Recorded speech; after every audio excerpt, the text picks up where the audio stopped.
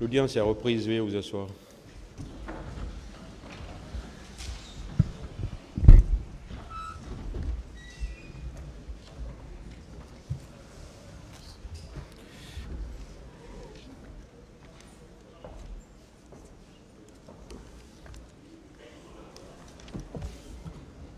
Ministère public contre M. C.C. Raphaël Abba et plusieurs autres. Partie civile.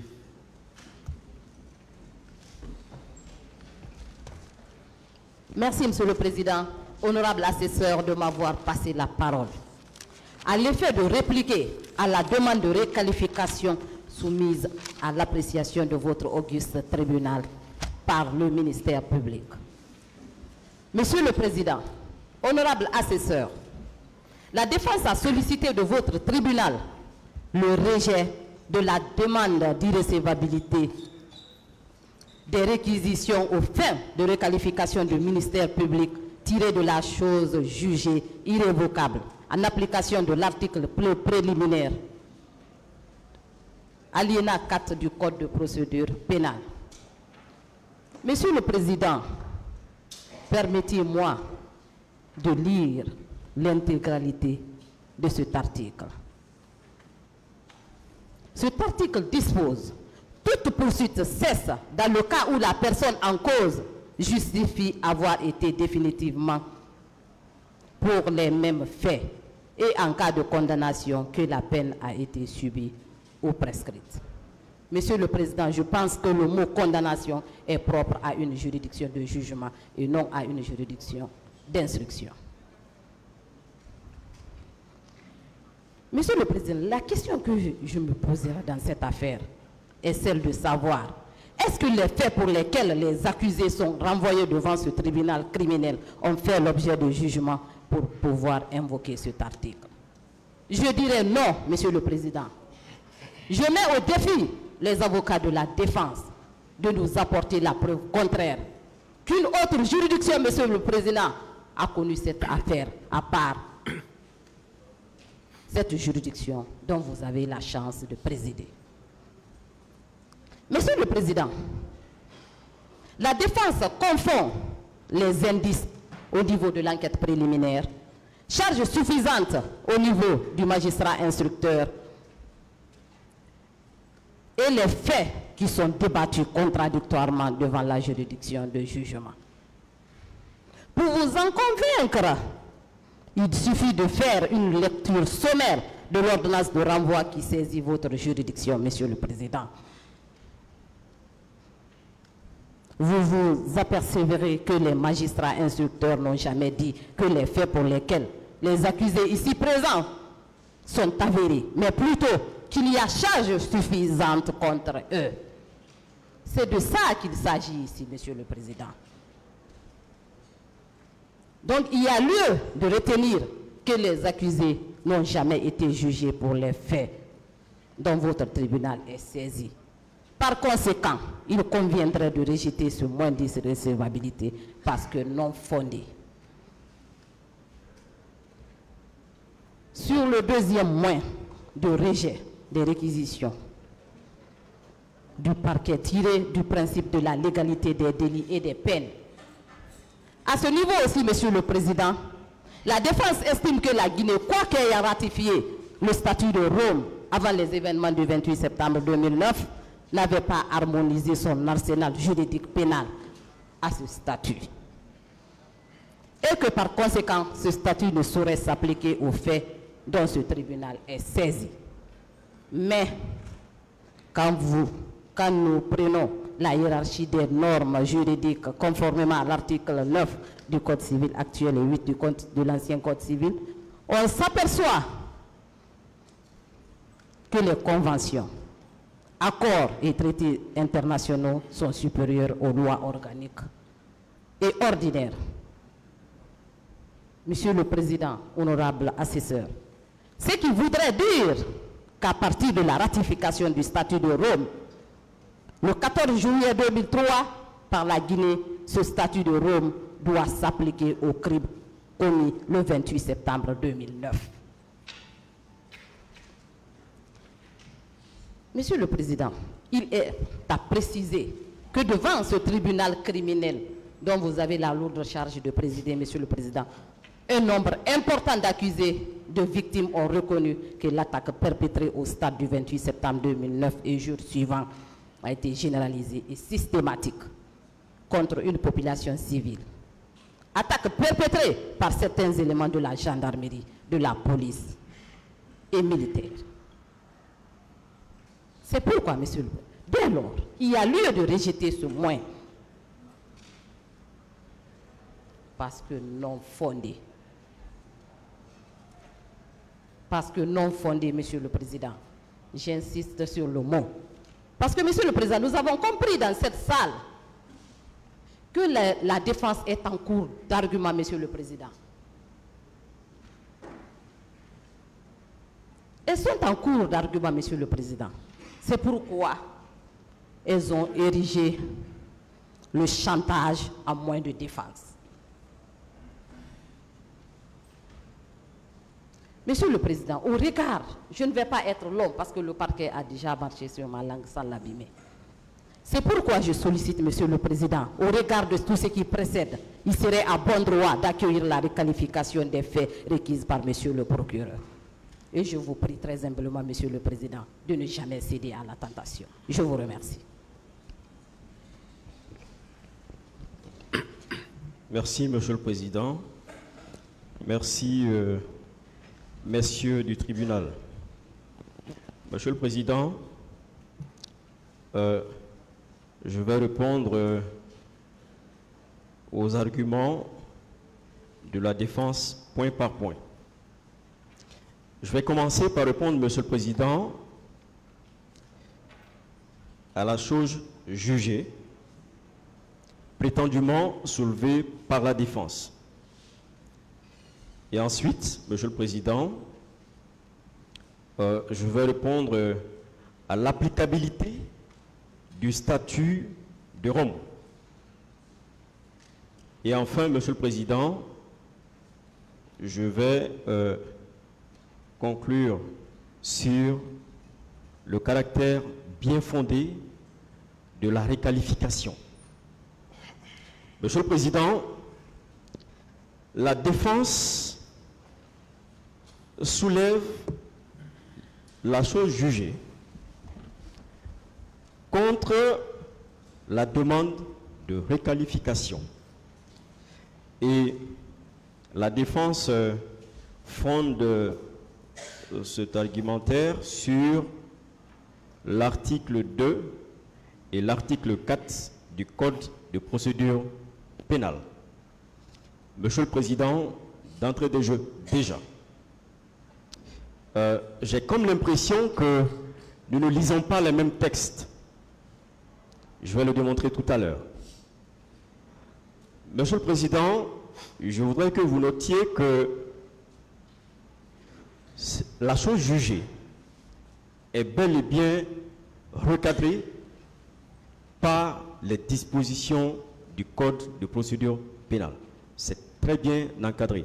Donc, on ne peut pas entretenir d'amalgame à ce sujet. Voilà pourquoi je vous prie de bien vouloir suivre avec moi, Monsieur le Président, la lecture de l'article 2 du Code de procédure pénale de 2016, invoqué par la défense. Cet article dispose: l'action publique pour l'application de la peine s'éteint par la mort du prévenu, la prescription, l'amnistie, l'abrogation et la chose jugée. À la lumière de ces dispositions légales, peut-on dire, Monsieur le Président, que la demande de qualification est une action? Plus précisément, est-ce que c'est l'action publique? Parce que ce code parle de l'action publique. Ce n'est donc qu'à l'action publique que l'on peut opposer la chose jugée. C'est ce que dit ce texte. L'action publique, pour l'application de la peine, s'éteint par la mort du prévenu, la prescription, l'amnistie, l'abrogation et la chose jugée. Est-ce que la demande de requalification est une action publique? Est-ce que c'est l'exercice de l'action publique? Mais non. En tout cas, à la lecture de cette disposition légale invoquée par la défense. Monsieur le Président, l'arrêt dont il s'agit, l'arrêt de la Cour suprême, je ne vais pas m'attarder là-dessus, puisque le ministère public a effectivement apporté la réponse qui sied, est un arrêt qui est rendu en phase préparatoire. C'était au niveau des enquêtes préparatoires. La Cour suprême n'a jamais été saisie d'une juridiction de fond sur cette question. Je continue, Monsieur le Président. Cela étant, est-ce que l'indivisibilité du parquet empêche les membres de ce dernier, à des niveaux différents, de soumettre la même question à une juridiction qui n'a pas encore tranché sur cette question? Oui, il s'agit du ministère public du tribunal de première instance du Dixine, c'est vrai. Mais est-ce qu'on est au même niveau? Est-ce la même étape? Mais non, Monsieur le Président. Nous sommes désormais à la phase de l'instruction définitive. Et donc, Monsieur le Président, le ministère public est bel et bien fondé, même si par ailleurs on peut lui en vouloir parce que effectivement c'est lui qui avait demandé la requalification de crime contre l'humanité au crime de droit commun, mais rien ne l'empêche, Monsieur le Président, devant vous, à demander la requalification des faits. Rien, bien au contraire. L'article 405 du Code de procédure pénale permet au ministère public de prendre des réquisitions, les réquisitions plutôt, qui lui paraissent nécessaires d'invoquer parce que ce code, cet article, j'allais dire, dispose ainsi qu'il suit. Le ministère public prend, au nom de la loi, toutes les réquisitions qu'il juge utiles. Et c'est bien le cas, Monsieur le Président. Le ministère public, à cette audience, a pris cette réquisition pour vous demander la requalification des faits. Ce n'est pas une action publique, encore une fois, que le ministère public a engagée pour qu'on lui oppose la chose jugée. Poursuivons la lecture des dispositions légales invoquées par la défense.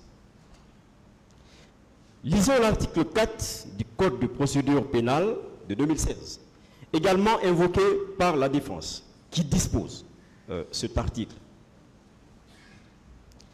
Toute poursuite cesse, je dis bien, toute poursuite cesse dans le cas où la personne en cause justifie avoir été jugée définitivement pour les mêmes faits et en cas de condamnation que la peine a été subie ou prescrite. Monsieur le Président, j'aimerais savoir si, encore une fois, le ministère public, en demandant la requalification, a poursuivi de nouveau. Aussi, je m'interroge, Monsieur le Président, sur la question de savoir si le capitaine Moussa Dadis Camara et sa suite ont été définitivement jugés pour les mêmes faits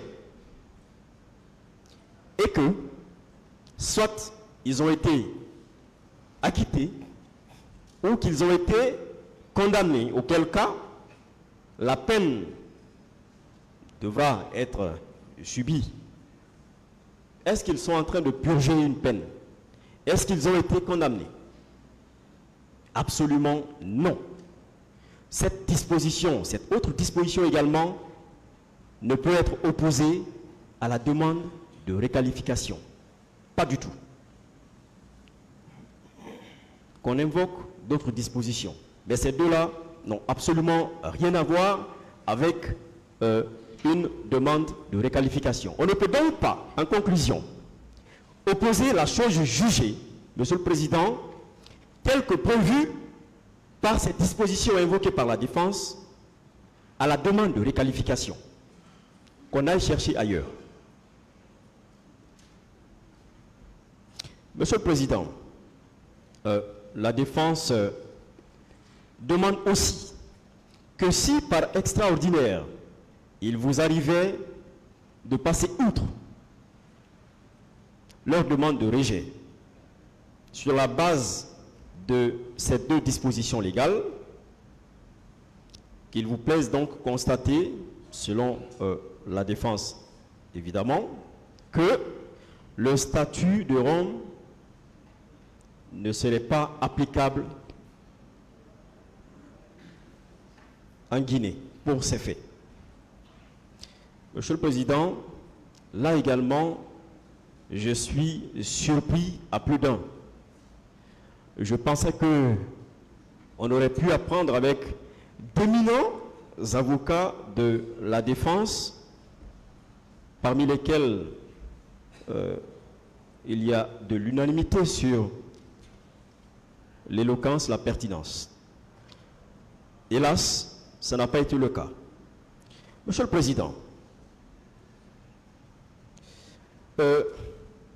une interrogation systématique s'invite précisément la question de savoir si un texte de loi ou réglementaire subordonne l'application du statut de Rome à l'internalisation des infractions de celui-ci, que celui-ci prévoit. La défense nous dit que pour que le statut de Rome soit appliqué en République de Guinée, qu'il faut d'abord qu'il y ait un texte qui demande à ce que les infractions prévues par le statut de Rome soient internalisées. Ou qu'il y ait un texte qui internalise les infractions prévues dans le statut de Rome. Ça, c'est de la théorie. C'est de l'invention. La défense qui aime opposer des dispositions légales ici, à cette audience, n'a pas invoqué ni un texte de loi, ni une disposition réglementaire qui subordonne l'application du statut de Rome en République de Guinée. Et voilà pourquoi, Monsieur le Président, ce statut d'ailleurs, à son article 126, est sans ambiguïté par rapport à son applicabilité. C'est sans embâche. Monsieur le Président, je voulais dire que c'est sans équivoque. Cet article dispose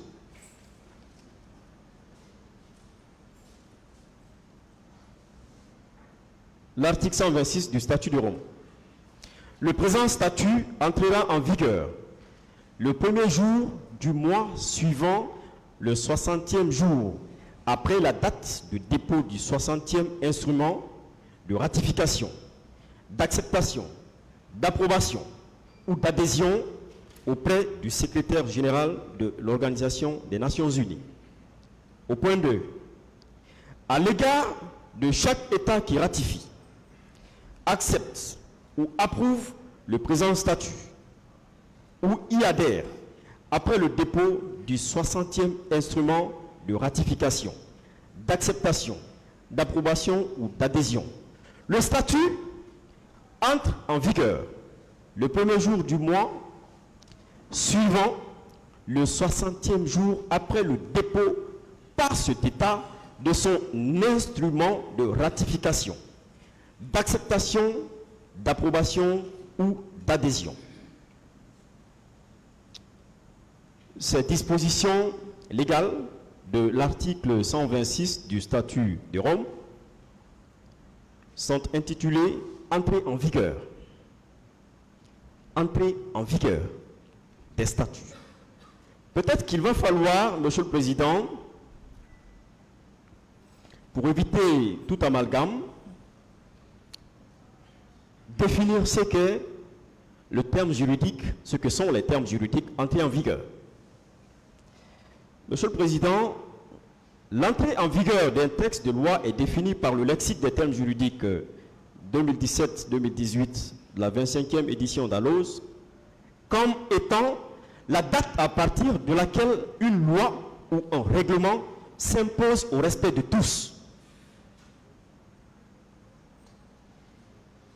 La date à partir de laquelle une loi ou un règlement s'impose au respect de tous.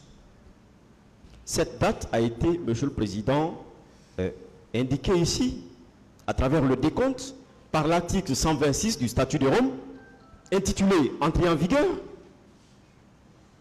Mais comment peut-on nous dire encore que non, le statut de Rome ne peut pas être appliqué en République de Guinée?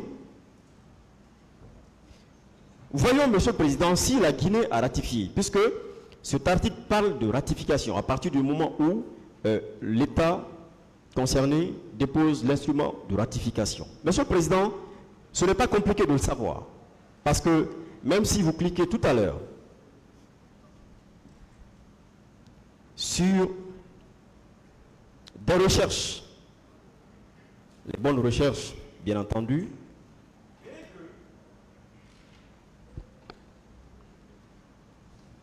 la République de Guinée a déposé son instrument de ratification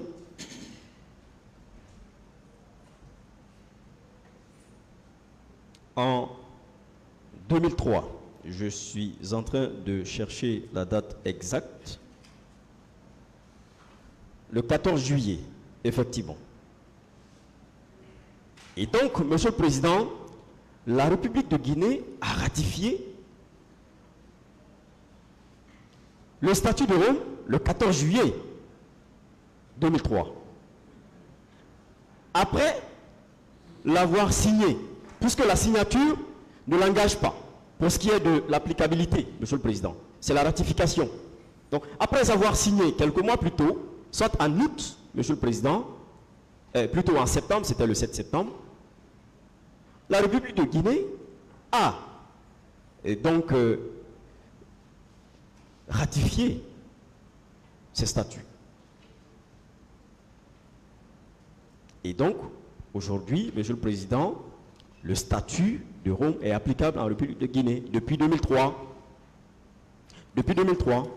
Et pour s'en convaincre, Monsieur le Président, je m'en vais citer un exemple banal. Voyez-vous, Monsieur le Président, le cas ivoirien. La République de Côte d'Ivoire. La Côte d'Ivoire a signé le traité, le statut de Rome en 1998. En 1998. Mais ne l'a ratifié qu'en 2013, peu avant le procès de Gbagbo. Et c'était pour cause. C'était pour l'applicabilité du statut de Rome sur le cas ivoirien. Et là encore, Monsieur le Président, pour quel fait? Des faits qui remontaient à 2010. Voyez-vous, Monsieur le Président, pour le cas de la Côte d'Ivoire, le traité a été signé en 1998, il a été ratifié en 2013, mais pour des cas de 2010. Donc, le président Laurent Gbagbo et le ministre Charles Blé Goudé, ont été jugés sur la base des infractions prévues et punies par le statut de Rome, que leur pays a ratifié bien plus tard, soit 3 ans après, les faits pour lesquels ils avaient été poursuivis devant la CPI. C'est vous dire que même si la Guinée avait ratifié, Monsieur le Président, ce traité après les événements douloureux de 2009, ce traité, Monsieur le Président, aurait pu s'appliquer. Parce que là, nous avons une jurisprudence. Encore que, je le rappelle, nous, en République de Guinée, nous avions ratifié ce statut en 2003 déjà, bien avant la perpétration de ces crimes odieux, Monsieur le Président. Peut-on nous dire que le statut de Rome ne s'applique pas en République de Guinée? Mais je tombe des nues. Je tombe des nues. En tout état de cause, aucune disposition légale, aucun texte réglementaire, encore une fois, ne nous a été apporté, lesquels subordonnent l'application du traité de Rome en République de Guinée, à la prise d'un texte ou à l'internalisation. Et lorsqu'on nous parle de l'article 10 de l'acte uniforme du traité, Monsieur le Président, mais c'est dans le même sens que l'article 126. On n'a pas besoin d'un texte pour internaliser. Nous avons le nouvel acte uniforme portant procédure simplifiée de recouvrement des créances et des voies d'exécution qui est applicable. On n'a pas besoin de texte. C'est au même titre que cet article 126, Monsieur le Président. On l'applique. Monsieur le Président, c'était cela concernant les arguments soulevés par la défense. Et enfin, la conclusion que je tire sur le caractère bien fondé de la requalification de ces faits en crime contre l'humanité.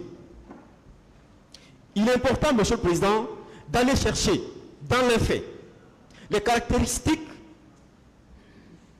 de crime contre l'humanité. Monsieur le Président, il n'y a pas besoin d'aller loin, trop loin pour chercher ces caractéristiques.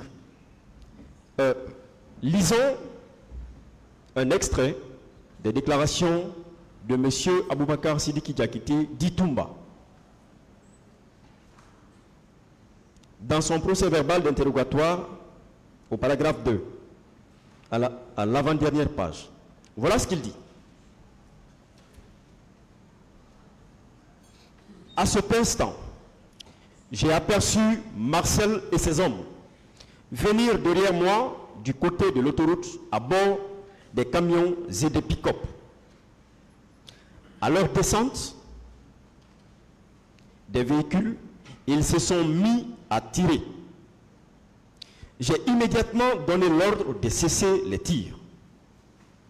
Mais comme ils étaient plus nombreux, à chaque fois que je dépassais un groupe, ils reprennent les tirs derrière moi.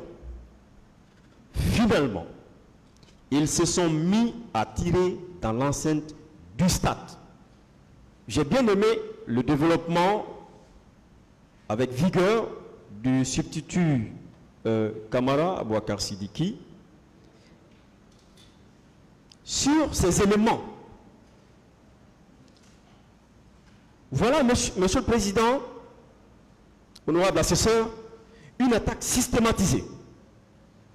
Des gens bien coordonnés qui quittent leur lieu de travail, qui quittent le président que certains prétendaient chercher et qui descendent, Monsieur le Président, vers un endroit où ils savent qu'il y a des civils en train de dire non à leur candidature future, Monsieur le Président. Et ils tirent sur ces gens, à bout portant.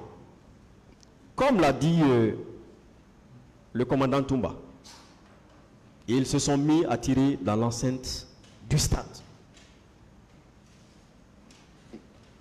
N'est-ce pas la preuve d'une attaque systématique, généralisée, prévue par l'article 7 du statut de Rome? Je continue. Voilà ce que M. Blaise Goumou, lui, dit, par endroit, voir son PV d'interrogatoire. Il y avait des gendarmes stagiaires avec nous, mais pas des miliciens. Est-ce qu'à l'époque, M. le Président, en réalité, les services spéciaux se promenaient dans leur patrouille avec des gendarmes stagiaires? Non. Mais ce jour, puisque l'attaque a été coordonnée, il fallait un bien plus grand nombre. Et donc, on est allé chercher, on a fait appel à des gens qui étaient à plus de 100 km de Conakry. Peut-on nous dire que ça, ce n'était pas organisé, que c'était spontané, avec l'état des routes à l'époque, jusqu'à Fourekaria, et derrière Fourekaria, à Kalia? Monsieur le Président, ces gens étaient préparés. Je continue. Monsieur le Président, voilà ce que le capitaine Moussa Dadis Camara, lui, il dit.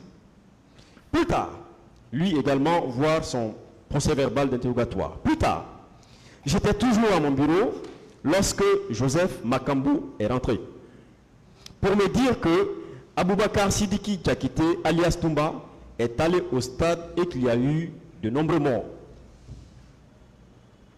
Il le confirme. Il a dit au cabinet d'instruction que Makambo est venu me dire que le commandant Toumba et ses éléments sont allés au stade. Ils ont tué. Monsieur le Président, voilà des attaques systématiques et généralisées. Poursuivons avec la déclaration de seulement deux parties civiles. En l'occurrence, M. Baouri, lors de l'audience publique du 21 mars 2023, ici. Voilà ce qu'il a dit. L'extrait de la vidéo est disponible pour ceux qui, en tout cas sur YouTube, pour ceux qui peuvent aller vérifier. Quelque temps après, il y a eu des grenades lacrymogènes, des tirs. On a vu, comme des petits moineaux, la plupart des gens qui étaient sur la pelouse, chacun cherchant à fuir. On a vu des bérets rouges venir. Monsieur le Président, il parle de gaz lacrymogène. Je poursuis, vous allez comprendre.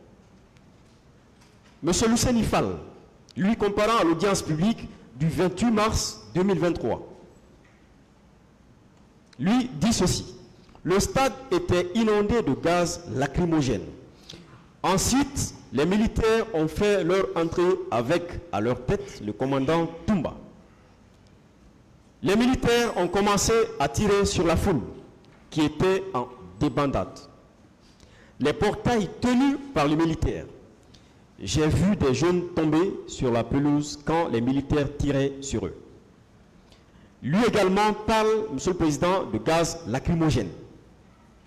Et nous savons tous que les gaz lacrymogènes ne sont pas des bombes lacrymogènes, des armes utilisées par les bérets rouges, par la garde présidentielle, mais plutôt par la police et par la gendarmerie. Je ne sais pas si les membres des services spéciaux en disposent. Ça témoigne que il y avait des policiers dans le stade, dans l'enceinte du stade. Il y avait des gendarmes dans l'enceinte du stade qui, en premier lieu, ont lancé des gaz lacrymogènes. Tous ces corps réunis contre cette cible, cette population civile, pour protéger son pouvoir. Une attaque systématique, généralisée. Tous les corps confondus se sont ligués, Monsieur le Président, contre leur population. C'est vexatoire, c'est ahurissant. Monsieur le Président, je continue. Je continue et je m'en vais vers la concordance quasi parfaite des récits au huis clos sur les formes de violence sexuelle. Pour ceux qui ont assisté aux audiences à huis clos, les récits que nous avons entendus sont poignants, À telle enseigne que beaucoup d'entre nous, professionnels ici, à part le tribunal, ont versé des larmes, moi y compris. Parce qu'il y avait de la particularité, Monsieur le Président. Il y avait de la particularité sur les cas de viol. Avec ces récits, ce ne sont pas des cas de viol que nous avons l'habitude de voir dans les juridictions. Non. Là, il y avait le deuil spécial, Monsieur le Président. Il y avait une autre intention que de satisfaire leur libido, Monsieur le Président. Ce n'était pas vraiment pour violer, pour satisfaire la libido, non. C'était à la fois humilier les gens, les atteindre dans leur dignité. Parce que jeunes filles, jeunes dames, vieilles, ont défilé ici, ont été violées. Et ce n'est pas tout, Monsieur le Président. Des armes ont été utilisées. Permettez que je le dise. Dans le sexe des gens. Des bâtons, des mains. Dans le sexe des gens. C'est particulier. C'est particulier, Monsieur le Président. Voilà des faits, voilà des caractéristiques, Monsieur le Président, des crimes contre l'humanité. C'est comme au Congo, effectivement, Monsieur le Président. C'est cette pratique. C'est pour faire en sorte que vous, on vous fasse regretter votre participation à ces mouvements de soutien. C'est pour faire en sorte que demain, lorsque vous entendez parler d'un appel à manifestation, que vous ayez le dégoût. C'est ce qui a été fait ce jour-là. Voilà pourquoi certains se sont demandé, parmi des hauts gradés à l'époque qui ont été entendus en cabinet d'instruction, notamment, si j'ai bonne souvenance, le commandant Moussa Keita. Il s'interrogeait sur comment est-ce que dans l'euphorie, comment est-ce que dans cette situation, quelqu'un peut être en érection? Je me suis interrogé, j'ai dit, ben, je comprends. Il ne sait pas. Quand bien même c'est un militaire, il ne sait pas le deuil spécial qui est derrière. On parle de réparateur de femmes au Congo. Ce grand médecin, prix Nobel de la paix, je ne sais en quelle année, mais Monsieur le Président, c'est les mêmes pratiques. C'est en cela, Monsieur le Président, qu'il s'agit effectivement de crimes contre l'humanité. On ne peut pas le nier, Monsieur le Président. Monsieur le Président, il y a beaucoup à dire pour ce qu'il est de la requalification des faits. On parle également de torture prévue par l'article 7, Monsieur le Président, du statut de Rome. Mais, Monsieur le Président, Monsieur Paul Mansa est venu à l'audience publique ici. Il a déclaré qu'effectivement, Bégré torturait des gens. Il y avait des gens au camp Koundara. Qu'est-ce qu'il y cherchait? Était-ce un OPJ pour interpeller des gens? Ce n'était pas son travail. Il torturait des gens. Seulement, Paul Mansa dit que lui, il ne fait pas partie. Mais il a confirmé que oui, effectivement, il y a eu des cas de torture, Monsieur le Président. Ces personnes ont été enlevées où? C'était au stade. Donc, effectivement, Monsieur le Président, le ministère public est plus que fondé à demander la requalification des faits en crime contre l'humanité. Et, Monsieur le Président, j'allais oublier. Lorsqu'on dit que le ministère public s'est rendu compte que non, avec les crimes de droit commun, les crimes de notre code pénal, il n'a pas d'éléments, suffisamment d'éléments contre les accusés. Mais ce n'est pas comprendre en réalité la gravité des faits. Ce n'est pas le comprendre en réalité. C'est parce que le ministère public s'est rendu compte que oui, effectivement, il y a bien plus grave il n'y a pas que complicité, il n'y a pas que assassinat, il n'y a pas que les crimes de droit commun. C'est bien plus grave. Et, Monsieur le Président, nous avons juré de dire le droit. Nous avons juré, et avocats et magistrats, nous avons tous juré de rendre service à la nation en disant le droit. Ils se sont rendus compte qu'il y a bien plus grave. Et c'est pourquoi ils ont demandé la requalification, parce qu'il y a effectivement bien plus grave. Je vous remercie, Monsieur le Président.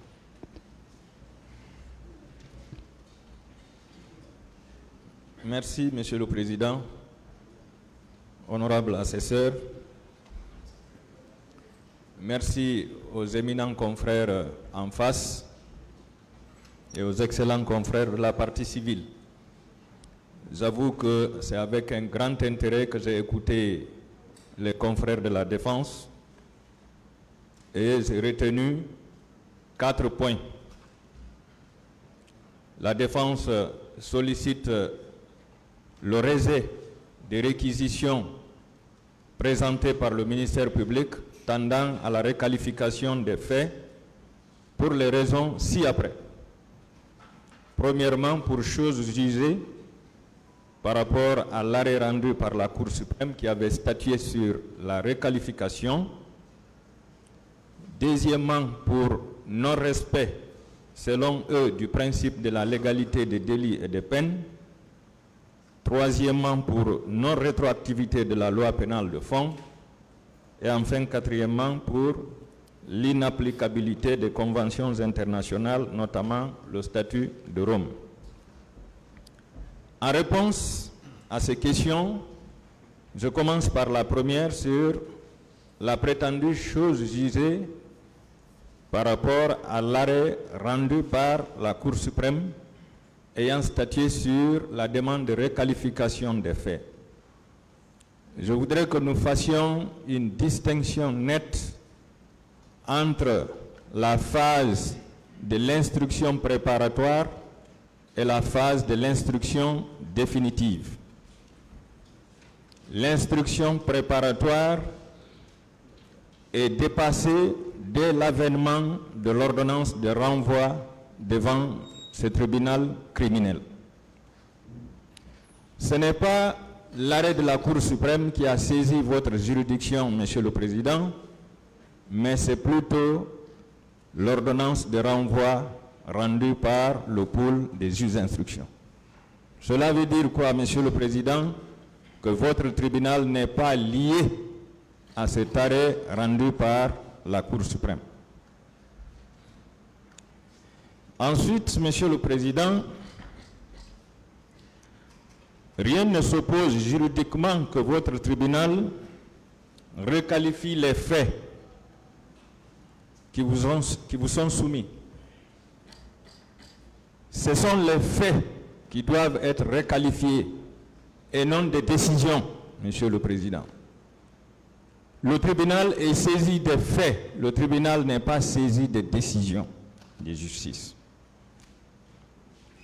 Et nous sommes en phase d'instruction définitive. À cette phase, Monsieur le Président, lorsqu'à la lumière des débats, l'une des parties, et non la moindre, le ministère public, donc le poursuivant, estime que les faits qui sont en train d'être examinés par le tribunal sont aussi graves, voire même plus graves, que ceux contenus dans la réquisition.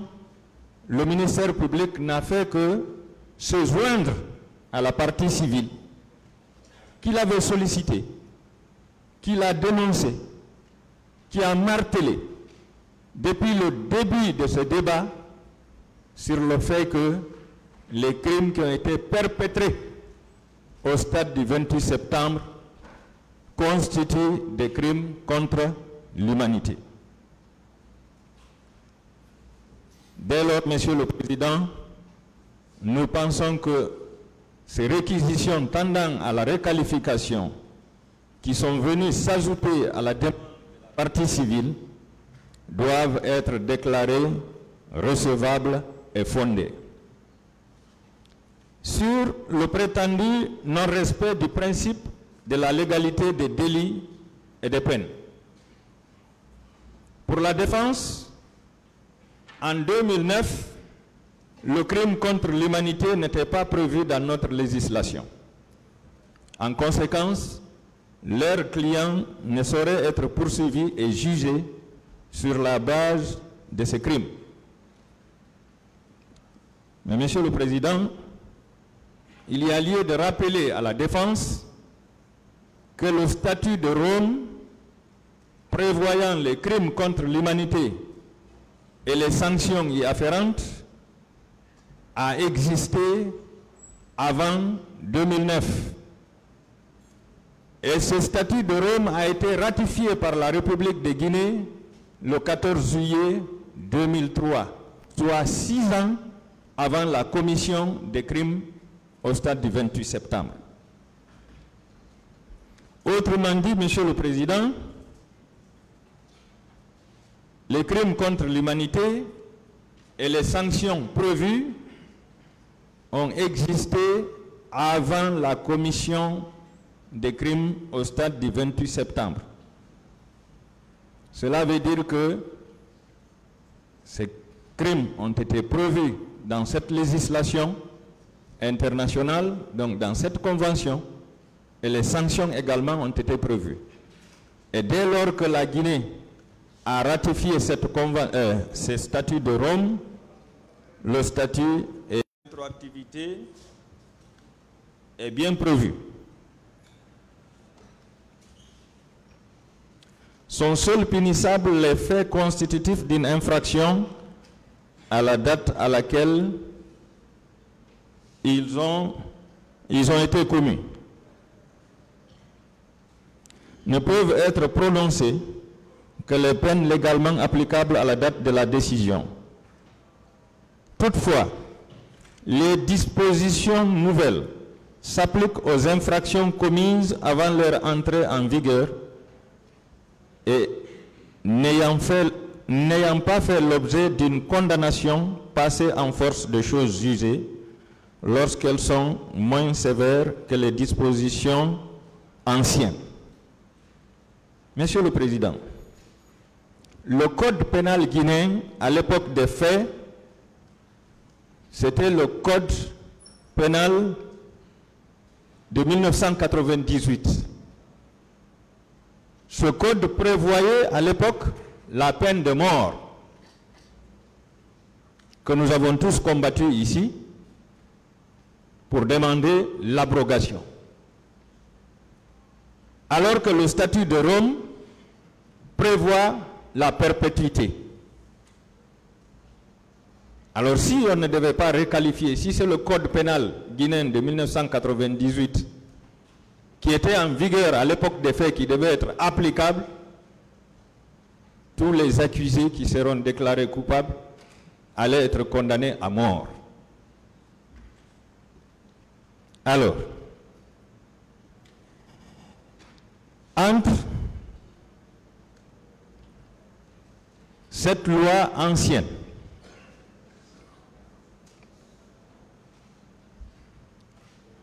et la loi nouvelle, quelle est celle qui est applicable? En procédure pénale, il y a beaucoup d'enseignants dans votre groupe là-bas. Nous savons que lorsque la loi de fond est plus douce pour l'accusé ou pour le prévenu, c'est cette nouvelle loi qui s'applique. Ça, c'est le principe. Lorsque la nouvelle loi est plus douce que l'ancienne, c'est la nouvelle loi qui s'applique. Vous voulez amener vos clients à la peine de mort? Non, nous n'allons pas vous suivre. Compte tenu de notre humanisme, nous demandons l'application de la loi nouvelle, le statut de Rome qui prévoit la perpétuité. Nous sommes contre la peine de mort. Donc, Monsieur le Président, quand on vous dit qu'il y a violation du principe de l'égalité des délits et des peines, ce n'est pas du tout vrai dans la mesure où, au moment de la commission des crimes, au stade du 28 septembre, à la même date en 2009, les crimes contre l'humanité existaient déjà et les sanctions existaient et la République de Guinée avait ratifié. Donc, il n'y a pas violation du principe, il n'y a pas, comment dirais-je, violation du principe de l'égalité des délits et des peines. Et le principe de la rétroactivité ici, de la nouvelle loi pénale de fond, doit s'y appliquer. Sur le quatrième point, l'inapplicabilité des conventions internationales, notamment le statut de Rome. Pour la défense, ce statut est inapplicable à leurs clients. Or, il est de principe sacro-saint la ratification d'une convention internationale et sa publication au journal officiel de la République entraîne son application immédiate. Je vais vous donner quelques exemples. C'est le cas de la Convention internationale sur le droit des enfants. Cette convention a été appliquée par la République de Guinée pendant plusieurs années, alors qu'elle n'avait pas été internalisée dans notre législation interne. Vous, les magistrats, vous l'avez appliquée dans vos décisions en choisissant l'intérêt supérieur des enfants. L'article 3 de la Convention internationale sur le droit des enfants. Alors que le Code de l'enfant ne l'avait pas prévu. Monsieur le Président, nous le savons par expérience. La Convention internationale contre la torture, cette convention a été appliquée en République de Guinée depuis plusieurs années. Depuis plusieurs années. Avant même que le Code pénal guinéen ne le prévoie en République de Guinée. Le traité OHADA, qui est le dernier traité, est-ce que ce traité oblige les pays membres à l'internaliser dans leur législation interne? Non, pas du tout. C'est la même chose. Nous devons nous dépasser. La loi supranationale, comme son nom l'indique, elle est au-dessus des lois nationales. Lorsque vous regardez le préambule de la Constitution de 2020, Monsieur le Président, la République de Guinée proclame son attachement aux textes internationaux en la matière ratifiés par la République de Guinée. Ça, c'est la dernière constitution, quoique critiquée, qui s'attache à l'application des textes internationaux dès lors qu'ils sont ratifiés. Lorsque vous regardez les dispositions des articles 73 et 74 de la Charte de la transition, je vais vous lire très rapidement ces dispositions. Article 73, les traités, conventions et accords régulièrement ratifiés ou approuvés ont dès leur publication au journal officiel de la République une autorité supérieure à celle des lois sous réserve de réciprocité. Article 73 de la Charte. Article 74.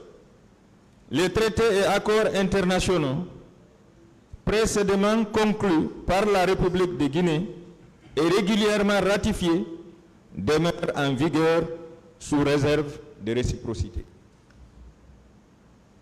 Ça, c'est le dernier texte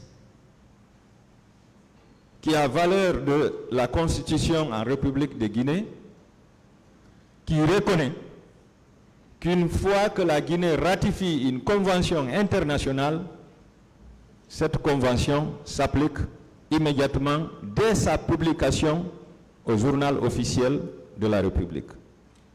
Cherchez-moi le Code civil. Le Code civil, Monsieur le Président, en son article 9,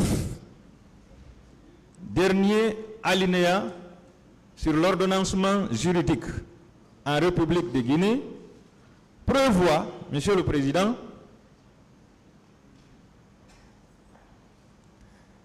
les lois prises au sens large obéissent à la hiérarchie suivante, dans l'ordre décroissant d'importance: la Constitution, les conventions, accords et traités internationaux, la loi, l'ordonnance, le décret, les arrêtés et les décisions. Cela veut dire, Monsieur le Président, qu'après la Constitution, les conventions et accords internationaux sont au-dessus de nos lois ordinaires. Et le Code pénal guinéen est une loi ordinaire. Monsieur le Président, dès lors que nous avons ratifié le statut de Rome, le statut devient applicable. Il entre en vigueur en République de Guinée dès après sa publication au journal officiel. Et les faits pour lesquels nous sommes là, Monsieur le Président, ont été commis 6 ans après la ratification du statut de Rome par la Guinée. Quel est le texte juridique, Monsieur le Président, qui prévoit l'internalisation du statut de Rome pour son application en République de Guinée? Quel est ce texte juridique? Je veux qu'on m'oppose ce texte juridique. Nulle part, il n'existe. Mieux, Monsieur le Président, dans le cas d'espèce, le tribunal aura à répondre à un certain nombre de questions.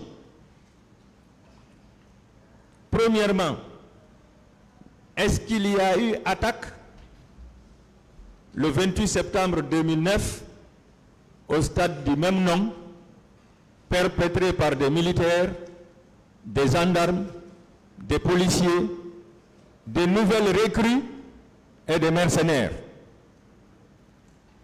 Est-ce qu'il y a eu? Je pense que la réponse est affirmative. Est-ce que cette attaque était généralisée et systématique? Là également, la réponse est affirmative. Est-ce que cette attaque était dirigée contre une population civile? Sans doute, c'est sans commentaire. C'est une population civile qui était au stade. C'est une population civile qui était aux alentours du stade. C'est une population civile qui a été attaquée dans leur domicile, dans leur foyer, Monsieur le Président. Puisque nous sommes là pour les événements malheureux de la journée du 28 septembre et les jours qui ont suivi. Monsieur le Président, aucun militaire, aucun gendarme, aucun policier n'a été blessé ce jour. À plus forte raison recevoir une balle.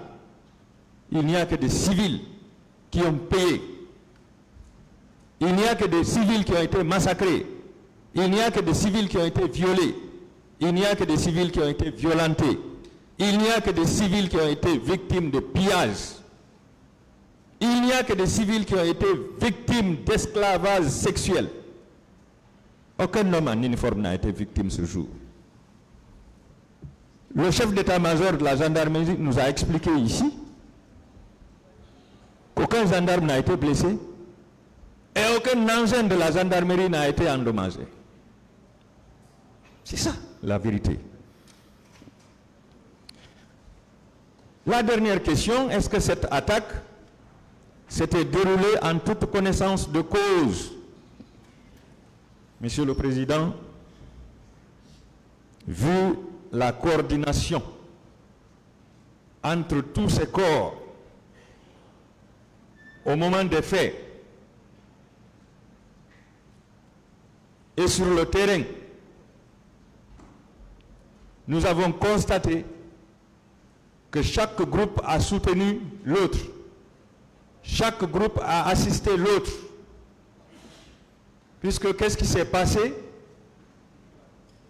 Après avoir pris le stade en otage, certains ont lancé des gaz lacrymogènes. D'autres sont venus tirer à bout portant. D'autres sont venus poignarder. Et d'autres ont arrêté, embarqué dans des camions, dans des pick-up, même dans des Land Cruiser, des véhicules de l'État, pour déporter les gens au camp Al-Faya et au camp Koundara, et dans des lieux inconnus, pour les torturer pendant des jours, des nuits, pour les réduire à l'esclavage sexuel. Monsieur le Président. Donc, nul doute qu'il y a eu une connaissance de cause.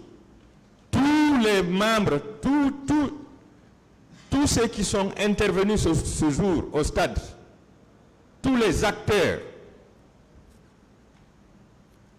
connaissaient les préparatifs de cette attaque.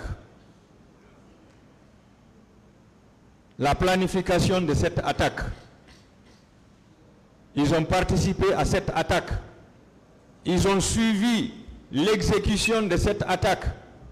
Ils ont suivi l'évolution de cette attaque jusqu'à la fin, Monsieur le Président. Donc, ils ne peuvent pas dire qu'ils n'étaient pas au courant de cette attaque, Monsieur le Président. Je vais vous lire très rapidement les dispositions de l'article 194 du Code pénal guinéen. 194 qui nous définit ici le crime contre l'humanité. Constitue un crime contre l'humanité l'un quelconque des actes ci-après lorsqu'il est commis dans le cadre d'une attaque généralisée et systématique lancée contre toute population civile et en connaissance de cause de cette attaque. Meurtre. Qui peut dire qu'il n'y a pas eu meurtre au stade? Extermination. Qui peut contester qu'il y a eu extermination? Réduction en esclavage. Qui peut contester qu'il y a eu réduction en esclavage? Déportation ou transfert forcé de population dans les différents camps. Emprisonnement ou autre forme de privation grave de liberté physique en violation des dispositions fondamentales du droit international. Sans commentaire. Torture. On vous a expliqué ici comment les gens ont été torturés. Les séances de torture, 2 fois ou 3 fois par jour, au camp Koundara et ailleurs, au camp Alpha Diallo.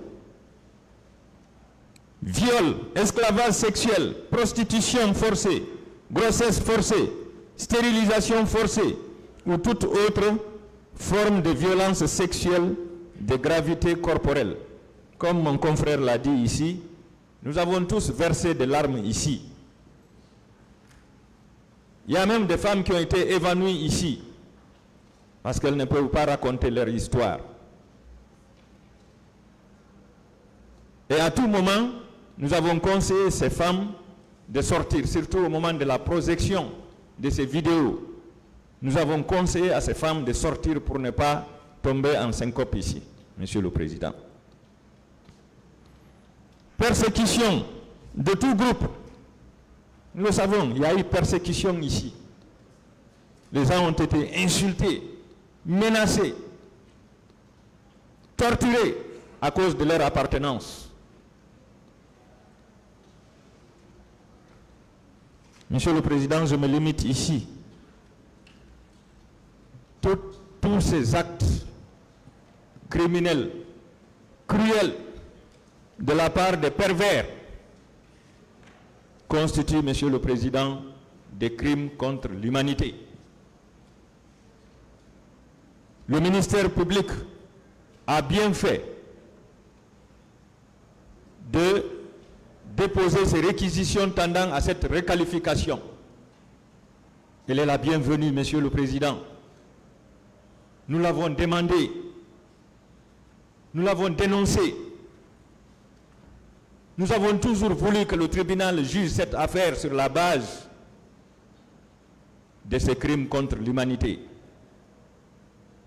Nous ne sommes pas en train de plaider, Monsieur le Président, mais nous vous demandons très respectueusement de déclarer cette réquisition ou ces réquisitions recevables et fondées et de requalifier les faits pour lesquels nous sommes là pour crimes contre l'humanité. Je vous remercie, Monsieur le Président. Merci, Monsieur le Président, honorable assesseur.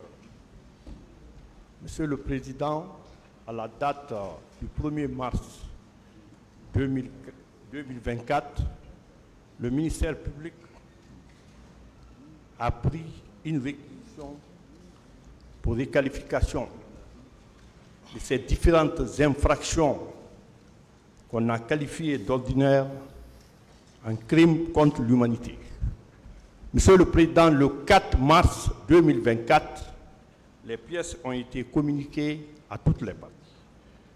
Monsieur le Président, le ministère public fonde cette réqualification sur la base de l'article 405 du Code de procédure pénale qui dispose que le ministère public peut prendre des réquisitions au nom de la loi qu'il juge utiles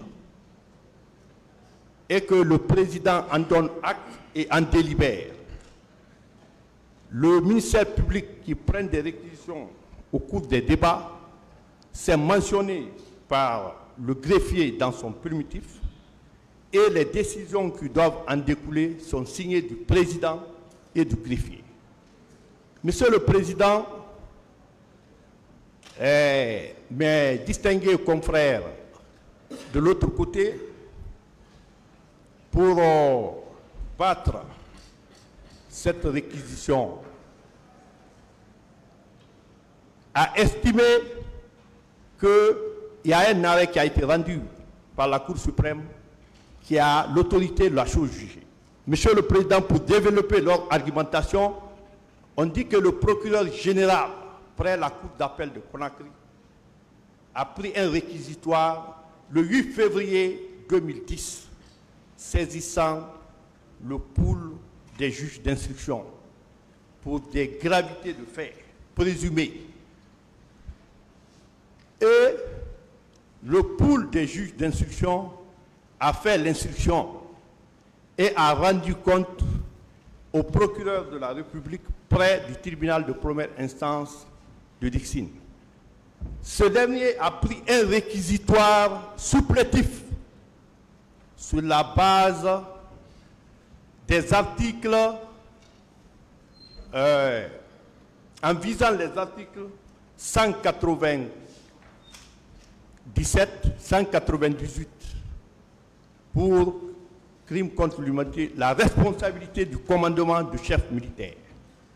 Et Monsieur le Président, après ce réquisitoire, ils ont rendu compte au procureur. Et contre ce réquisitoire, Monsieur le Président, cette réquisitoire d'inculpation, il y a eu appel et ils sont venus devant la chambre de contrôle, la deuxième chambre de contrôle de l'instruction de la Cour d'appel, qui a confirmé l'ordonnance et ils se sont pourvus en cassation et que l'arrêt numéro 06 du 25 juin 2019 a été rendu.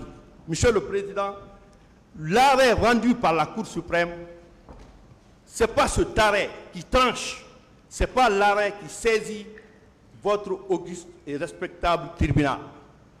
C'est l'ordonnance de renvoi numéro 07 du 29 décembre 2017 qui a saisi votre tribunal en ces termes.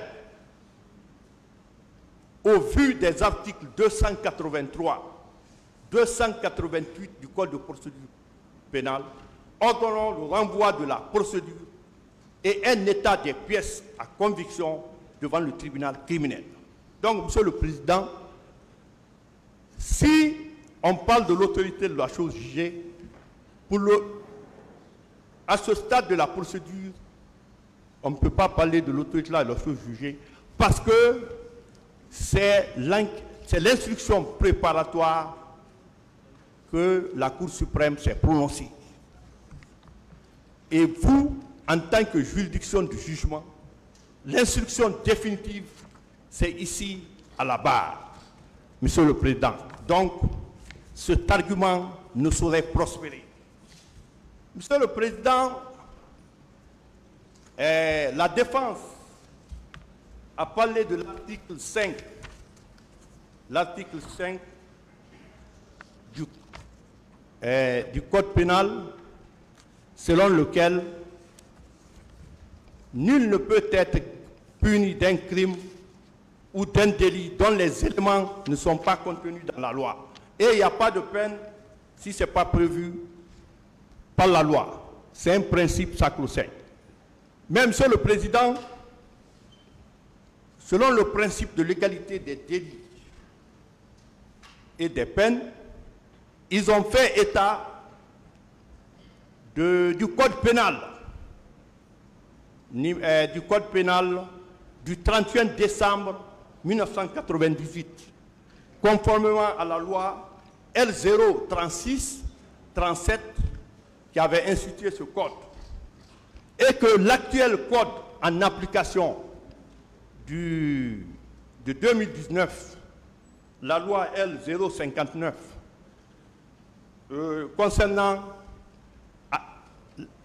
le code en utilisation, en application, en date du 26 octobre 2019, que ce code-là est appliqué pour l'avenir, Monsieur le Président, et que pour le moment, les incriminations faites, les crimes commis en 2009, eh bien, le code qui est en vigueur ne peut pas connaître, ne peut pas qualifier ces faits, Monsieur le Président. Ils vont jusqu'à parler de la non-rétroactivité de la loi. Monsieur le Président, comme vous le savez, notre pays, la Guinée, a ratifié le statut de Rome.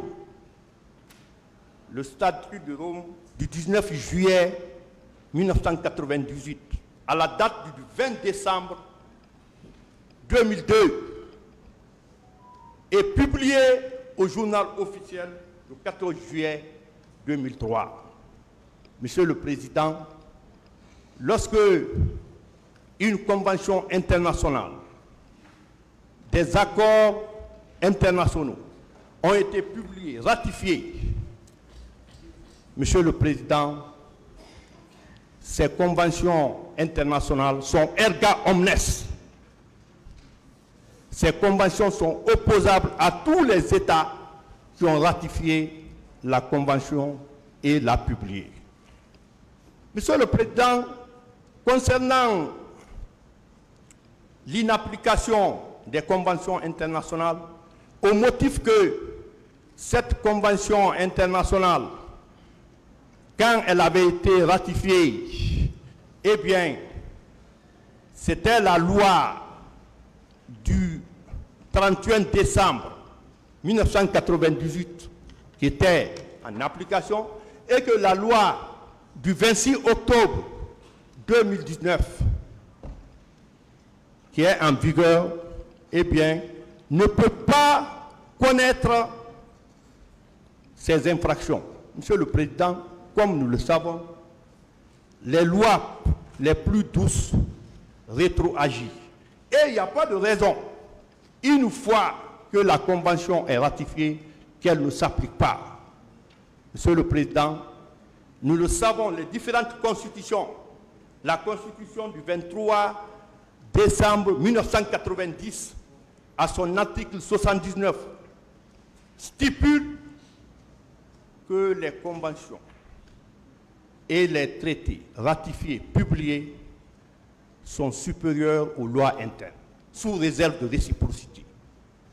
Et la Constitution du 20 mars 2020, la Constitution du 7 mars 2010 et actuellement la Charte de la transition du 27 septembre 2021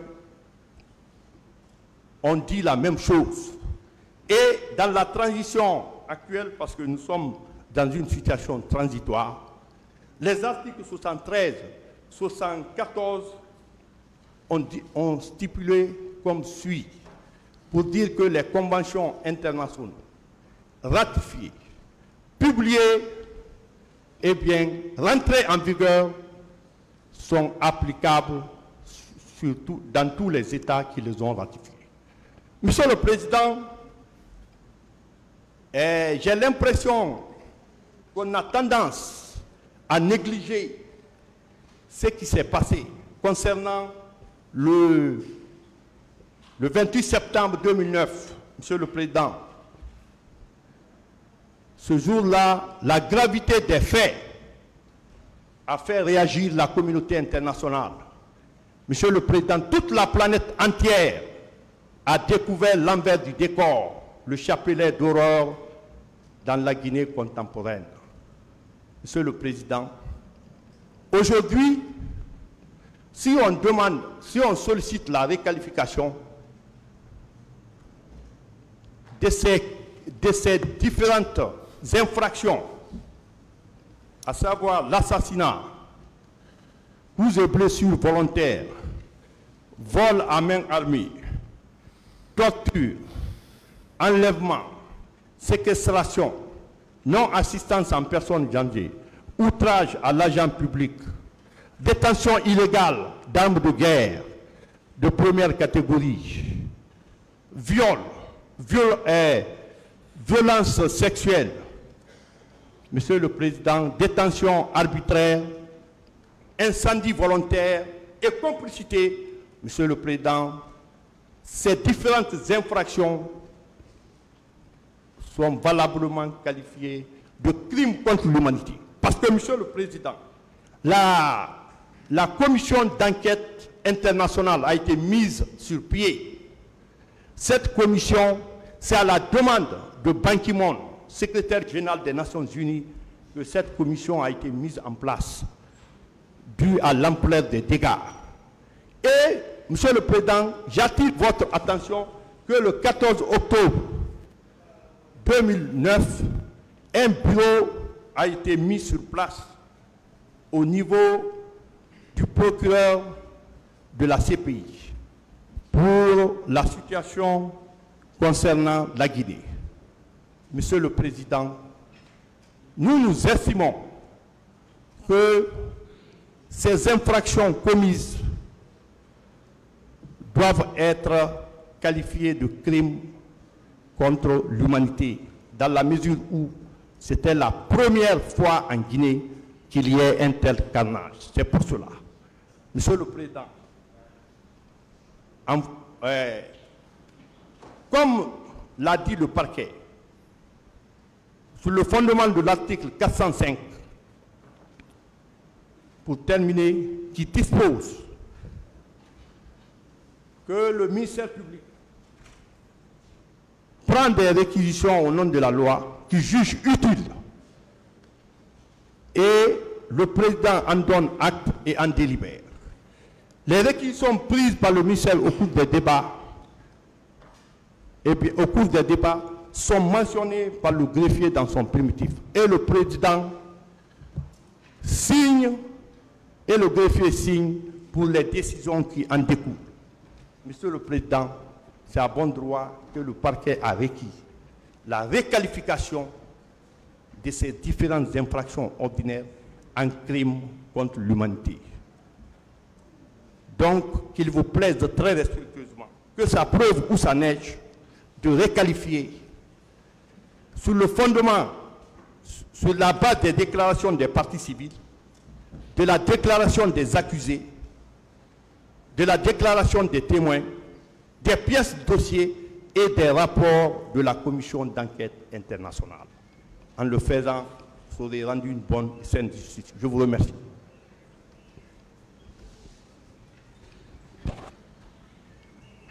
Merci, Monsieur le Président, Messieurs les assesseurs. Monsieur le Président, nous avons relevé un certain nombre de points à la suite des moyens qui ont été présentés par la défense. Ces points, à notre avis, renforcent plutôt les réquisitions du parquet tendant à la requalification des faits. Monsieur le Président, il nous a été dit ici que nous avons déjà fait plus d'1 an. Cela a été soutenu comme moyen de défense, comme si nous sommes dans une course de vitesse, comme si les réquisitions avaient été présentées au départ, la défense était prête à les accepter. Donc il ne s'agit pas pour nous, partie civile, de faire vite, mais de faire bien. Ensuite, Monsieur le Président, il y a eu un certain nombre de points qui s'apparentent à des moyens de pression ou de chantage. Lorsqu'on vous dit que ce procès est médiatisé à outrance, mais, Monsieur le Président, vous n'avez pas peur de la médiation? Mais le procès, depuis le début, est médiatisé. Ce n'est pas parce que le procès est médiatisé que vous allez rendre une décision qui ne colle pas au texte de loi. Ensuite, Monsieur le Président, on a voulu exercer une pression en vous disant que si vous n'accueillez pas leurs demandes, ils risquaient de saisir la Cour commune de justice de la CEDEAO. Mais, Monsieur le Président, vous ne vous souciez pas du recours qui sera exercé par tel ou tel parti à la suite de votre décision. Donc ces moyens, à notre avis, ne sont pas les bienvenus. Monsieur le Président, nous avons également relevé que toutes les écritures qui ont été présentées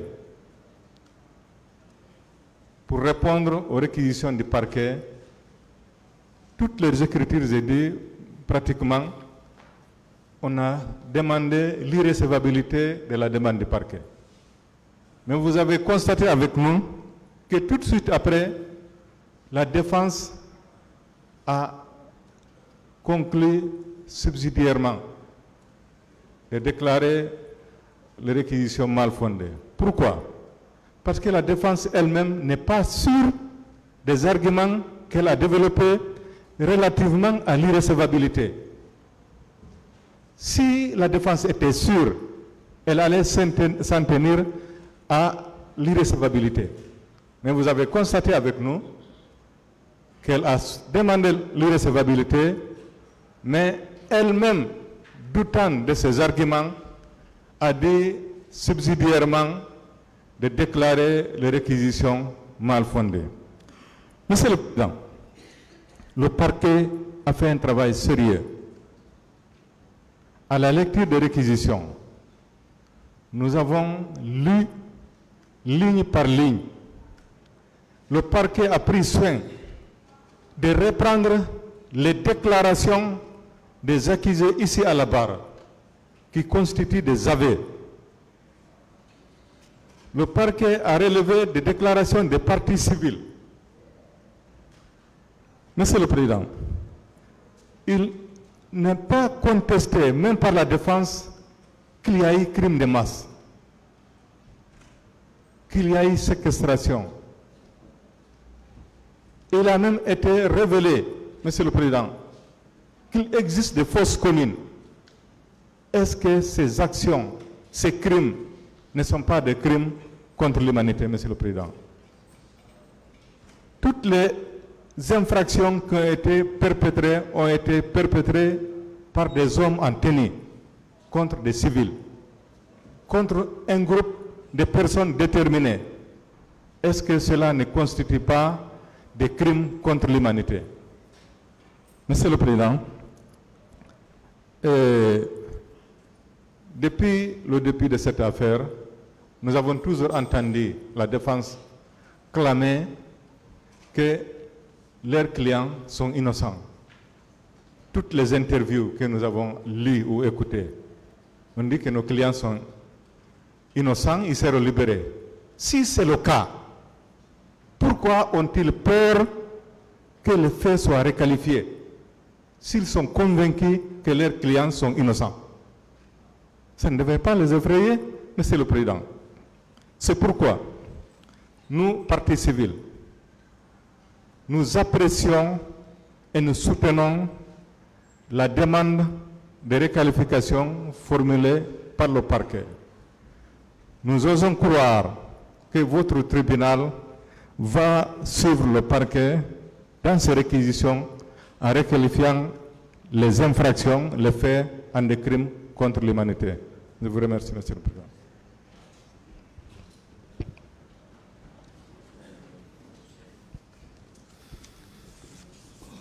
Je vous remercie, Monsieur le Président, Messieurs les assesseurs. Je voudrais, avant d'entrer dans l'essentiel, et dire que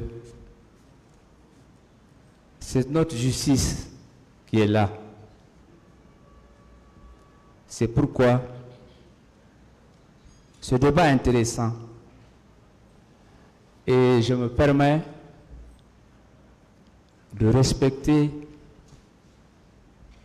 les différentes positions respectives de la défense.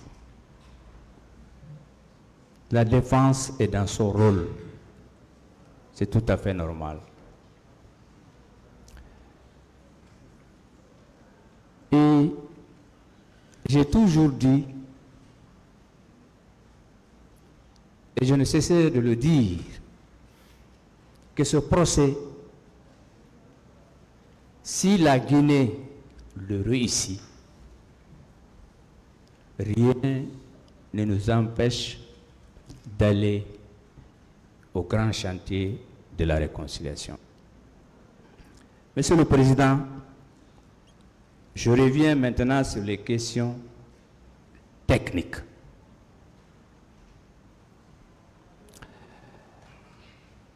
Un des avocats de la défense a affirmé, je respecte, que si vous requalifiez ces faits, que vos décisions sera une décision arbitraire, mal vue, commentée à la fac, dans les facs. Je pense que une décision de requalification, ce n'est pas la première fois dans cette affaire. Ces décisions-là ne sont pas arbitraires. Donc la décision que vous rendrez ne sera pas du tout arbitraire. C'est pourquoi mes confrères disposent des voies de recours. Bien. Sur la question de l'autorité de la chose jugée, je ne veux pas beaucoup insister. C'est que j'estime que en tant que professionnels, nous tous ici, y compris le tribunal, que le juge d'instruction et les chambres de contrôle, c'est une autre juridiction, ce sont des juridictions. Comme l'a rappelé monsieur le représentant du parquet. Mais la juridiction de jugement devant laquelle nous sommes, elle est distincte du juge d'instruction et des chambres de contrôle. J'affirme, c'est une thèse, je soutiens, que cette juridiction criminelle, elle est plus forte que le juge d'instruction. C'est la juridiction de jugement qui relaxe ou acquitte, ici acquitté. Ce n'est pas le juge d'instruction. La décision définitive en matière pénale n'appartient pas aux juridictions d'instruction. Quand il y a une ordonnance de renvoi, quel que soit le crime ou l'infraction, délit, si vous voulez, la dernière décision appartient à la juridiction de jugement. Là, j'en ai fini. Le débat le plus intéressant, c'est l'entrée en vigueur des traités. Le débat le plus intéressant, est-ce qu'un traité a besoin d'être inséré dans le droit interne? Je pense que ce n'est pas nécessaire, ce n'est encore moins obligatoire. Je voudrais dire que la question de mise en vigueur des traités est réglée par le plus important. Le premier instrument juridique international, c'est la Charte des Nations Unies qui a réglé la question. En son article 110.1, pour ceux qui ont Internet, visité. Je n'ai pas l'habitude de lire, mais avec la permission du président, parce qu'ici c'est une tribune, permettez-moi, je vais lire. D'abord, la charte, c'est du 26 juin 1945, qui est entrée en octobre de la même année, signée à San Francisco. L'article 110, c'est vers la fin. La présente charte sera ratifiée par les États signataires, conformément à leurs règles constitutionnelles respectives. Article 110 de la Charte des Nations Unies. Pourquoi les Nations Unies elles-mêmes l'ont fait? C'est que, avant même la charte, au temps de la SDN, Société des Nations, parce que c'est après la Première Guerre mondiale, SDN, après on est Nations Unies. C'est que jamais un instrument juridique international n'a été imposé à un État. C'est un contrat, c'est un accord, c'est si vous voulez. C'est pour dire quoi? La charte a donné la latitude aux États de se référer à leurs constitutions respectives. C'est pourquoi nous, on a visé dans nos conclusions l'article 79 de la Constitution du 23 décembre 1990. Nous avons été reprochés par un confrère dont je tais le nom, dont j'admire, je respecte, et réciproquement. Il nous a reproché, ils ont visé une constitution abrogée. Oui. Pourquoi on l'a visé? Parce que là, c'est le droit pur. Il faut l'expliquer. Nous l'avons visé Parce qu'elle était en vigueur jusqu'en 2010, jusqu'au 7 mai 2010. C'est pourquoi on l'a visée. On nous a reproché qu'on a visé la Constitution de 2010, de 2020. Nous avons dit que même ces constitutions auraient pris la position de la Constitution du 23 décembre 1990. Que ce soit, ça c'est du droit pur. On est entre professionnels. Deuxièmement, on dit qu'on a visé le traité et le code pénal. Mais il faut faire attention. Bien lire. Nous avons dit les dispositions du traité où on n'a pas dit et où, on n'a pas dit et. On a dit où. On veut dire tout simplement c'est le correspondant, c'est le répondant dans le droit national. Rappelez-nous, c'est la coordination et qui a déclenché la guerre en Côte d'Ivoire. Quand on a dit qu'un citoyen ivoirien, pour qu'il soit candidat, il fallait être de père et de mère ivoirien. C'est qui a entraîné la guerre. Je vous dis à mon confrère, ça c'est du français. Il faut en appréhender, il faut saisir quand c'est où, quand c'est eux, quand c'est et où. Bien. Monsieur le Président, en matière de traité, donc, chaque traité définit comment il entre en vigueur. Chaque traité.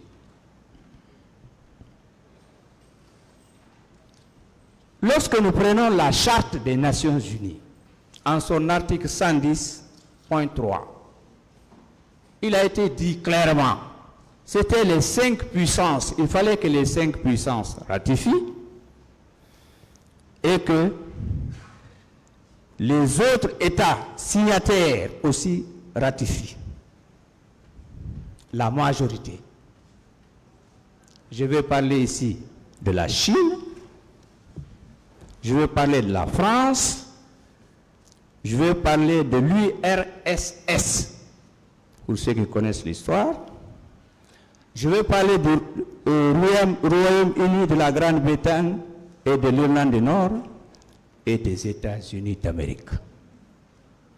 Donc il fallait, pour que la charte entre en vigueur, que ces 5 pays-là, qui sont toujours membres du Conseil de sécurité, ça c'est un secret de polichinelle, signent et ratifient.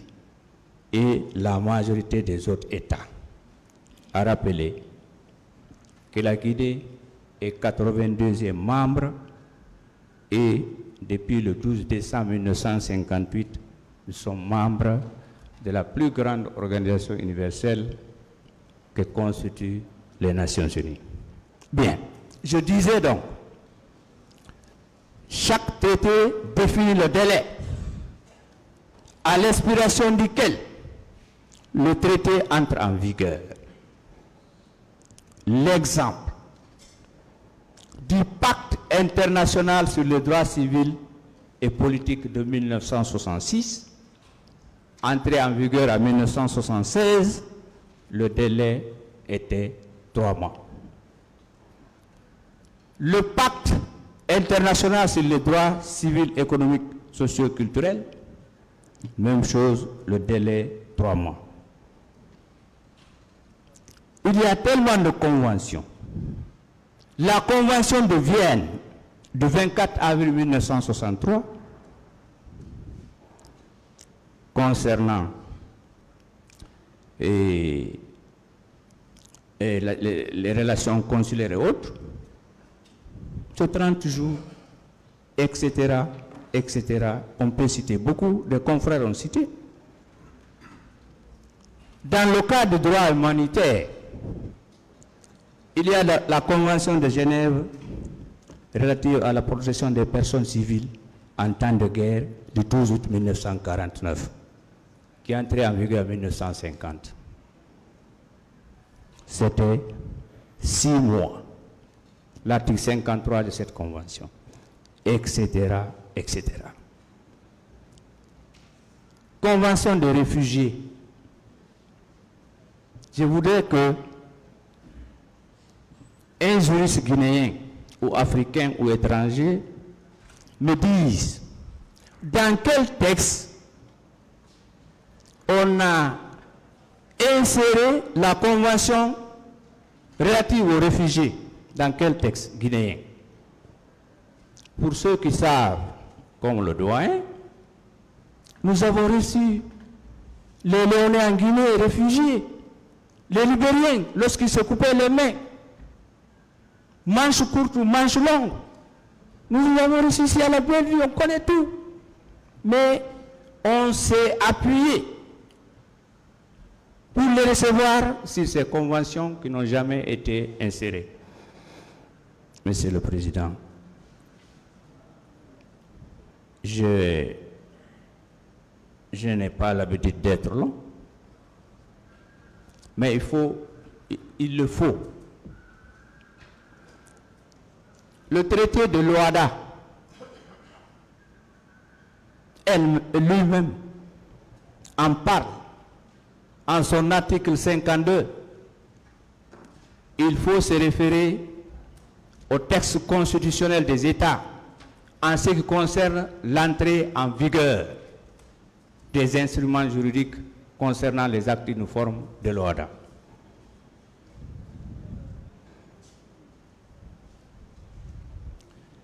Monsieur le Président, Monsieur les assesseurs,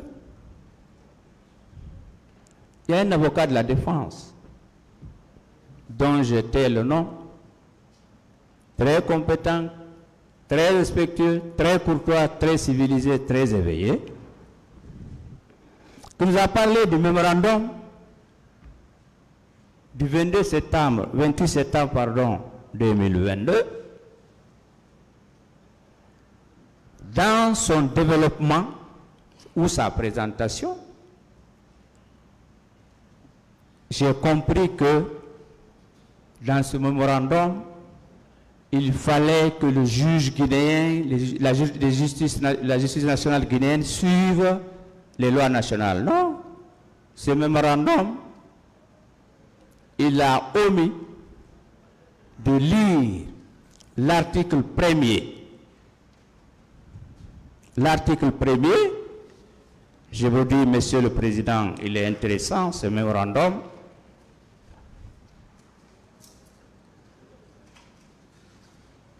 Bon, je donne son esprit. Ce mémorandum, en son article 1er, qui est très récent, il dit que la Cour est complémentaire de ce que vous êtes en train de faire, la justice nationale. On veut dire par là quoi? Tant que le travail là continue bien, tant que vous jugez comme ça, nous vous laissons faire. Et le jour que la Cour ou le procureur surtout se rendra compte que la Guinée n'a pas la capacité ni la volonté, c'est en ce moment que le dossier pourra être jugé au niveau de la CPI. Et l'article 1er de ce mémorandum correspond à l'article 1er du statut de Rome du 17 juillet 1998 qui prévoit que ce sont les juridictions nationales a priori qui doivent juger les crimes qui relèvent de la compétence de la Cour pénale internationale. Les 4 crimes, pour gagner en temps, je n'ai pas besoin de revenir. Et, Monsieur le Président, je vais finir parce que mes confrères ici et le parquet ont dit l'essentiel. Mais il faut corriger certaines choses. Le même confrère nous a montré, exhibé le procès verbal que son âme repose en paix du général Mamadou Ba Toto Camara disant que pourquoi le ministère public a visé ce PV, il est mort. Mais je crois que des fois on peut oublier, c'est tout à fait normal. Je voudrais dire, rappeler à mon confrère que quand des actes sont pris par une personne, physique ou morale, en bonne et due forme, si la personne décède, ces actes-là doivent d'ailleurs produire des effets après sa mort dans le futur. L'exemple existe en matière civile. C'est le cas du testament rendu en but, pris en bonne et due forme. Il produit ses effets après la mort.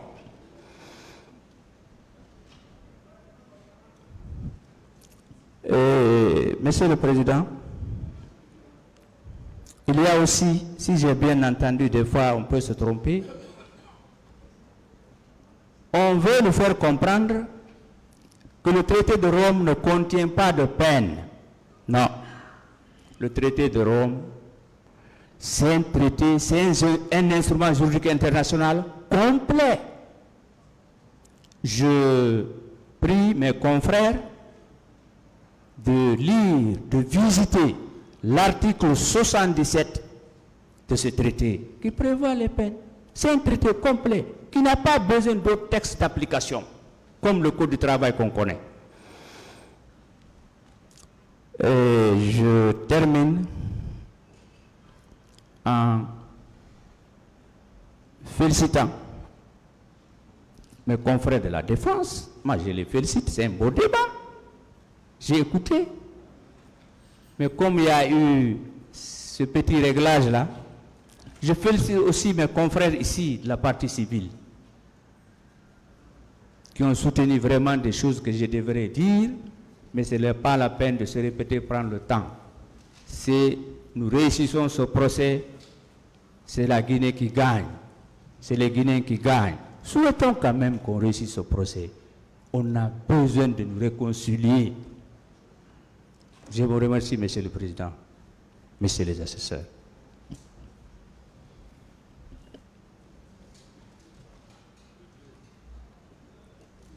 Merci, Monsieur le Président. Comme de coutume, je vais être très bref. Mais je m'en voudrais de ne pas m'interroger sur un seul point qui nous réunit d'hier à aujourd'hui. Ce point, c'est la question de l'applicabilité du droit international en droit guinéen et surtout son invocabilité devant le juge national. Monsieur le Président, cela tient au système considéré et surtout à la formulation de la norme. La défense s'est évertuée hier et ce matin à nous décrire un système dualiste, c'est-à-dire que dans un tel système, le droit, le traité qui est ratifié doit être transposé dans le droit national pour être applicable. Ce qui est différent du système guinéen, qui est un système moniste. C'est-à-dire, le droit international et le droit interne constituent un seul et même ordre. Monsieur le Président, les traités régulièrement ratifiés sont du droit interne, sans possibilité d'une médiation législative.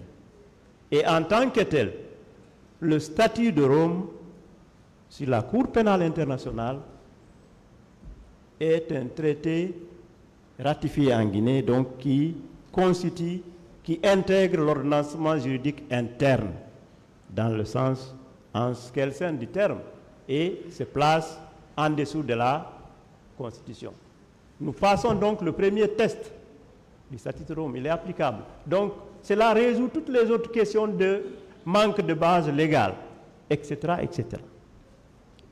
Cependant, même dans le cadre de ce système monixte, Monsieur le Président, se poserait la question de la formulation même de la norme.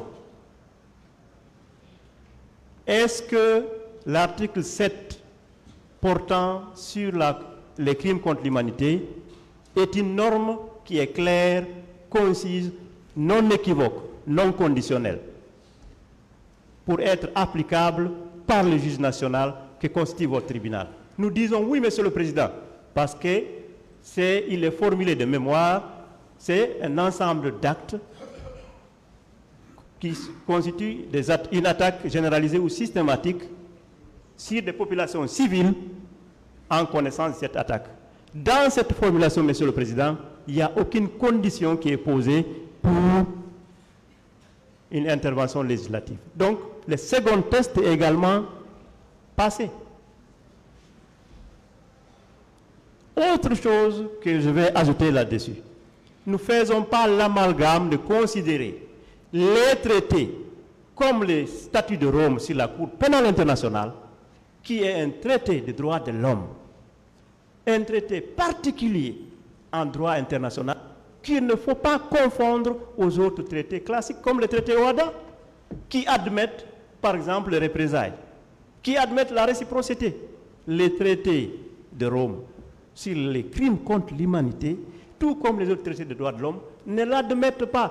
Prenez même la question posée concernant la non-rétroactivité de loi pénale, Monsieur le Président, qui a pour siège au plan international l'article 15 du pacte sur les droits civils et politiques. Cette même disposition fait exception.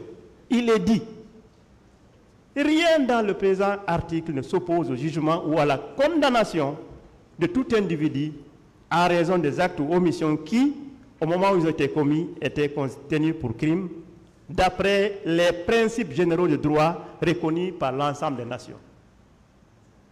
Ce ne sont pas l'ensemble des crimes, Monsieur le Président, qui sont réprimés en tout lieu, en toutes circonstances, par l'ensemble de la communauté internationale. Ce sont les 4 infractions les plus graves dont vous avez connaissance. Cette idée également de dire que lorsque vous allez requalifier, le dossier doit être parti, c'est une hérésie, Monsieur le Président. La compétence des juridictions nationales est le premier jalon de la justice pénale internationale. Monsieur le Président, nous ne pourrons pas échapper à la qualification des crimes contre l'humanité pour cette question. Et cela n'affecte en rien la dignité des accusés, le respect des droits de défense et la sauvegarde des droits des victimes. Et cela ne fait pas non plus obstacle à tout autre programme de reconnaissance nationale ultérieur. C'est pour cela, je ne vais pas être long, nous vous sollicitons considérer nos conclusions aux fins de réqualification contenues dans nos demandes du 29 mars 2023, ainsi que celles de 18 mars 2024. Sur ce, vous aurez permis à la Guinée d'inscrire son nom dans le cadre du principe de la complémentarité positive. Je vous remercie, Monsieur le Président. Il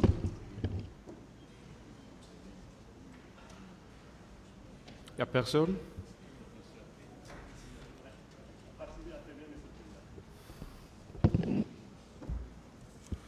Le tribunal renvoie cette affaire au 20 mars 2024 pour la suite des débats. L'audience est levée.